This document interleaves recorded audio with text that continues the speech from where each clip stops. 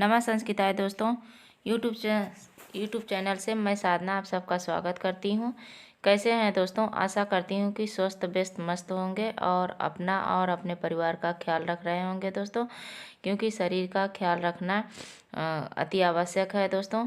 इस समय अपने स्वास्थ्य का ख्याल रखना चाहिए। आइए दोस्तों, हम लोग यूपी टीजीटी संस्कृत जो बाबूराम सक्सेना के लिए बाबूराम सक्सेना प्राक कथन का भाग 6 का अध्ययन करेंगे दोस्तों, जो संस्कृत के टीजीटी परीक्षा के लिए अति महत्वपूर्ण है दोस्तों। जो व्याकरण शास्त्र है हमारा, संस्कृत व्याकरण बाबू प्रवेशिका है, वो बाबूराम सक्सेना के द्वारा लिखा गया है। उसी का अध्ययन आजकल हम लोग कर रहे हैं दोस्तों।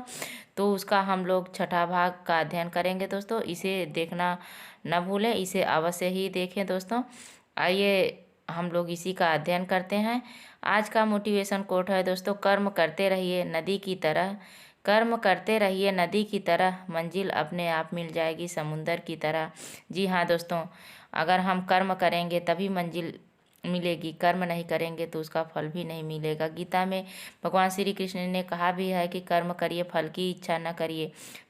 जो है फल देना ईश्वर का काम है, फल देना हमारा काम है। तो आप कर्म करते रहिए।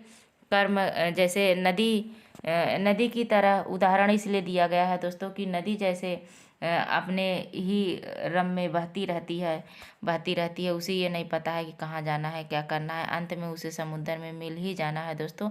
तो इसी मोटिवेशन के कोट के साथ दोस्तों आइए आज का पाठ शुरू करते हैं। आइए दोस्तों, हम लोग बाबूराम सक्सेना के प्राक कथन को लेके हाजिर हुए हैं, जिसमें हम लोग जो है संस्कृत व्याकरण के प्रवेशिका बाबूराम सक्सेना द्वारा जो लिखी गई है उसी का आज अध्ययन कर रहे हैं। ये हम लोगों का 5वां भाग है। इसके पहले 4 वीडियो में हम लोग बाबूराम सक्सेना का अध्ययन कर चुके हैं दोस्तों।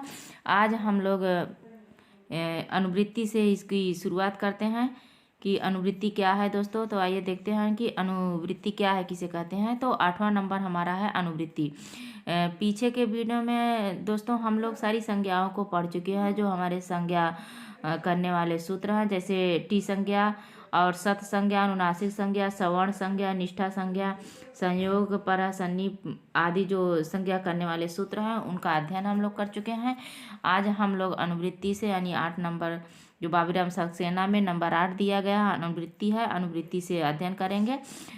तो ये है सूत्र के विस्तार को अधिक से अधिक संकुचित करने के लिए अनुवृत्ति 5वीं प्रणाली है। क्या है दोस्तों? सूत्रों के विस्तार करने के लिए बाबूराम सक्सेना ने कहा है कि जो सूत्रों का विस्तार करने को अधिक से अधिक संकुचित यानी जो विस्तारित सूत्र है, उनका कहने का अर्थ है कि अष्टाध्यायी में, पाणिनि की अष्टाध्यायी में जो विस्तारित यानी विस्तृत रूप से जो बड़े बड़े विस्तार है उसको संकुचित करने के लिए अनुवृत्ति एक 5वीं प्रणाली है दोस्तों। पाणिनि ने कुछ ऐसे सूत्र बनाए हैं जिनका अलग तो कोई अर्थ नहीं होता, लेकिन परवर्ती सूत्रमाला के, एक मिनट दोस्तों,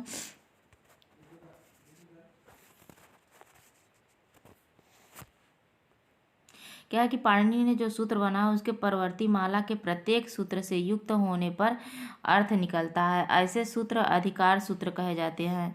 कैसे सूत्र? जो संकुचित करने वाले सूत्र होते हैं वो कैसे सूत्र होते हैं दोस्तों? अधिकार सूत्र होते हैं, उन्हें अधिकार सूत्र कहते हैं। इनकी अनुवृत्ति का क्षेत्र तब तक बना रहता है जब तक कोई दूसरा अधिकार सूत्र नहीं आ जाता है। तस्य विकारः यह सूत्र है, और तस्यापत्यम है, अनभिहिते है, प्रभृति सूत्र है, आदि सूत्रों से अनुवृत्ति होता है दोस्तों। इसके अतिरिक्त पाणिनि के अष्टाध्यायी के समझने के लिए टीकाकारों ने जो है ज्ञापक सूत्रों को अलग से ढूंढ निकाला है। क्या है कि जो अष्टाध्यायी को समझने के लिए जो टीकाकार हैं, जैसे कि महर्षि पतंजलि हैं, कात्यायन हैं, वरुचि, ये जो टीकाकार हैं अष्टाध्यायी पर जिन्होंने टीकाएं लिखी हैं, तो उन्होंने ज्ञापक सूत्रों को अलग से ढूंढ निकाला है तथा सूत्रों के योग विभाग करके कुछ अस्पष्ट न कही गई बातों को शामिल किया है, परंतु इन सब का ज्ञान केवल सूक्ष्म अध्ययन करने वाले के लिए अपेक्षित है, इसीलिए यहाँ इनकी विवेचना नहीं की जा रही है दोस्तों। आइए देखते हैं कि पाणिनि ने क्या कहा है। पाणिनि ने संस्कृत के जीवित भाषा के रूप में लिया है। पाणिनि ने क्या किया है कि संस्कृत को, किसको दोस्तों, संस्कृत को जीवित भाषा के रूप में लिया है। इसके प्रमाण में हम केवल दो चार युक्तियां यहाँ प्रसंगवश दे देते हैं दोस्तों। क्या कहते हैं कि 2-4 युक्तियां जो प्रसंगवश दे देते हैं। 1 मिनट।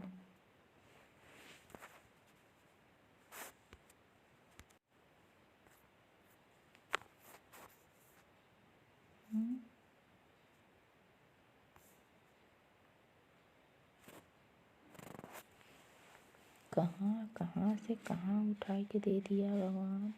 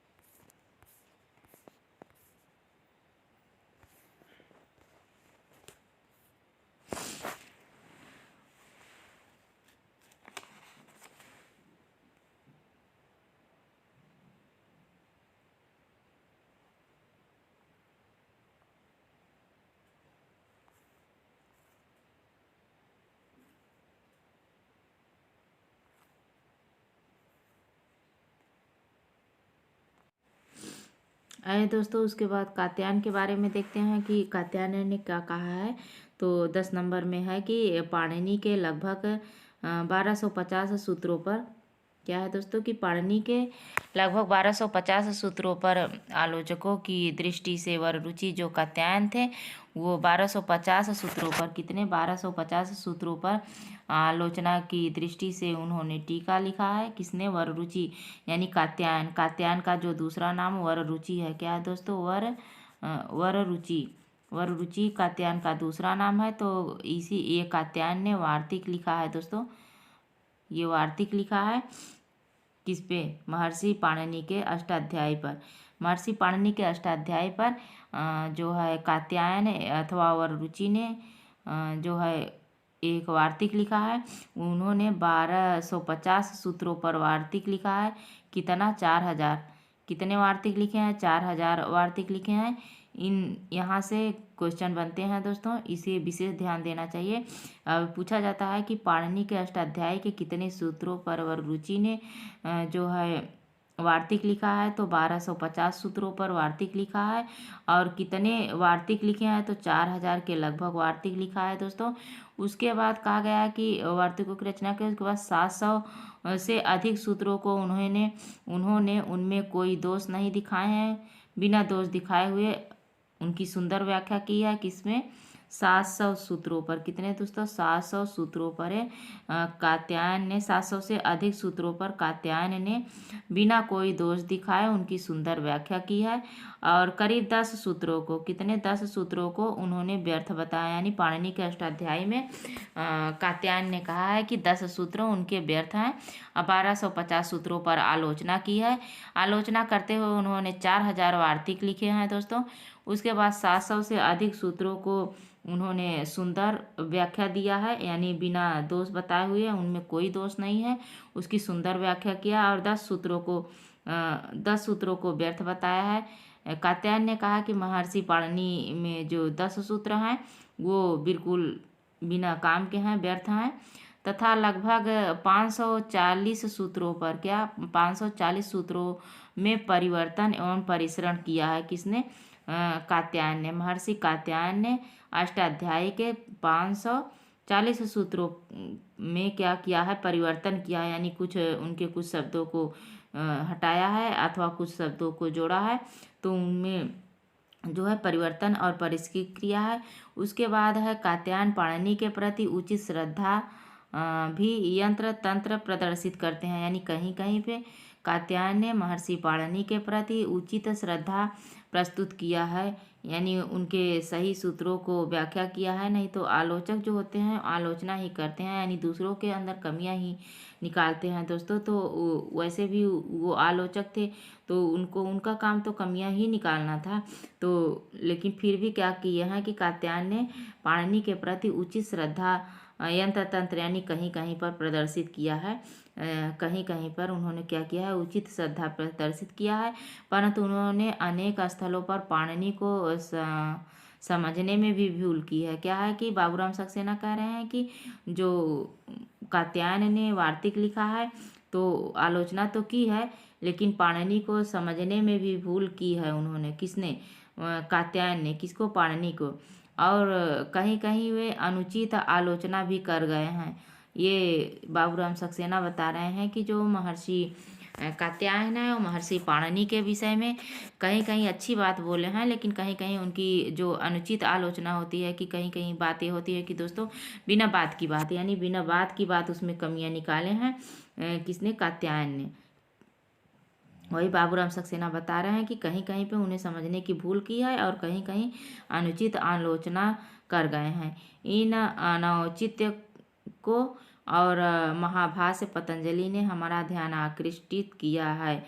कि ये बाबूराम सक्सेना कह रहे हैं कि जो अनौचित की और महाभाष्य के लिखने वाले, महाभाष्य के लेखक कौन है? पतंजलि। तो महाभाष्यकार पतंजलि ने हमारा ध्यान आकर्षित किया है। किस तरह से दोस्तों? कात्यायन के वार्तिक श्लोक और पद में क्या कहे हैं कि कात्यायन के जो वार्तिक, यहाँ से भी क्वेश्चन बन सकते हैं कि कात्यायन के जो वार्तिक हैं वो श्लोक और गद्य दोनों में ही हैं। वे दाक्षिणात्य थे, जैसा प्रति प्रिय तद्धिता दाक्षिणाय। क्या है? प्रिय तद्धिता दाक्षिणाय यहाँ है दोस्तों, एक मिनट। प्रिय तद्धिता दक्षिणायन महाभाष्य के इस वाक्य से प्रतीत होता है। इसके अतिरिक्त कात्यायन वाजस्नेयी प्रति शाक्य के भी प्रणेता थे। अभी अगर पूछा जाए कि जो वो थे वाजस्नेयी प्रातिशाख्य के प्रणेता कौन है, तो वाजस्नेयी प्रातिशाख्य के वरेता महर्षि कात्यायन ही हैं। वररुचि का समय, यानी कात्यायन या वररुचि का समय 4000 ईसा पूर्व से 3000 ईसा पूर्व माना जाता है दोस्तों। क्या? कि 4000 ईसा पूर्व से 3000 ईसा पूर्व माना जाता है महर्षि कात्यायन का जो समय है। तो ये हमारा आज का वीडियो यहीं तक दोस्तों। अगले वीडियो में हम लोग पतंजलि के बारे में पढ़ेंगे कि पतंजलि ने महर्षि कात्यायन पाणिनि के अष्टाध्यायी पे कैसे आलोचना किया है दोस्तों। इन सब के बारे में हम लोग पढ़ेंगे। आइए एक बार रिवीजन के तौर पर देख लेते हैं। आइए दोस्तों हम लोग एक बार रिवीजन के तौर पर देख लेते हैं। पाणिनि ने श्लोक वेद की भाषा क्या बताई है, तो पाणिनि ने श्लोक वेद की भाषा संस्कृत बताई है। उन्होंने कहा है कि जो लोक वेद की भाषा थी वो संस्कृत थी। लोक की यानी लोगों की बोलने की जो भाषा थी वो भी उसे संस्कृत को क्या कहते हैं कि भाषा कहते हैं। लोक की संस्कृति को भाषा कहते हैं। वेद की संस्कृति को छंदस शब्द का प्रयोग किया जाता है। वेद की संस्कृति को छंदस शब्द का प्रयोग करते हैं। ये सब हम लोग महर्षि ये बाबूराम सक्सेना में जो अभी पढ़े हैं उसी का रिवीजन है दोस्तों। पाणिनि के कितने सूत्रों पर कात्यायन ने व्याख्या की है दोस्तों, तो ये 1250 सूत्रों पर उन्होंने एक वार्तिक की रचना की है, जो 1250 सूत्रों पर किया है उन्होंने। अगला है हमारा 1250 सूत्रों पर वररुचि ने क्या किया है, तो 4000 सूत्रों की वार्तिक रचना की है। 1250 सूत्रों पर वररुचि ने 4000 वार्तिकों की रचना की है दोस्तों। जो वार्तिककार के रूप में महर्षि कात्यायन माने जाते हैं, जिनका दूसरा नाम वररुचि है। कात्यायन ने बिना दोष दिखाए हुए कितने सूत्रों पर व्याख्या की है? तो 700 सूत्रों पर व्याख्या की है, जिसमें उन्होंने कोई दोष नहीं दिखाया है। वो 700 सूत्र हैं और 10 सूत्रों को उन्होंने व्यर्थ बताया है। महर्षि कात्यायन ने 10 सूत्रों को व्यर्थ बताया है। कात्यायन ने कितने सूत्रों पर परिवर्तन और परिष्कृत किया है दोस्तों? तो बाबूराम सक्सेना में बताया गया है कि कात्यायन ने महर्षि पाणिनि के अष्टाध्यायी के जो है 540 सूत्रों को परिष्कृत और परिवर्तित किया है।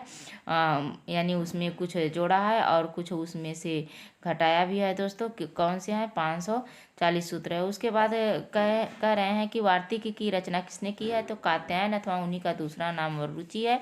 कात्यायन ने वार्तिक की रचना की है और कात्यायन के वार्तिक गद्य एवं पद्य दोनों में लिखे गए हैं दोस्तों। बाबूराम सक्सेना में बताया गया कि कात्यायन के जो वार्तिक है जो 4000 सूत्रों पे लिखा गया, गद्य एवं पद्य दोनों में लिखा गया है। वाजसनेयी प्रातिशाख्य के प्रणेता किसे माना जाता है? तो वाजसनेयी प्रातिशाख्य के प्रणेता कात्यायन को माना जाता है। कात्यायन का दूसरा नाम वररुचि भी है। कात्यायन का समय कितना माना गया है दोस्तों? तो कात्यायन का समय जो है 4000 से 3000 ईसा पूर्व के बीच माना गया है। तो ये हमारा जो अभी हम लोग पढ़े हैं उसका रिवीजन है दोस्तों। तो आज बस यहीं तक। नमः संस्कृताय दोस्तों। वीडियो कैसा लगा? अगर अच्छा लगा तो इसे सब्सक्राइब करिए दोस्तों और अपने दोस्तों तक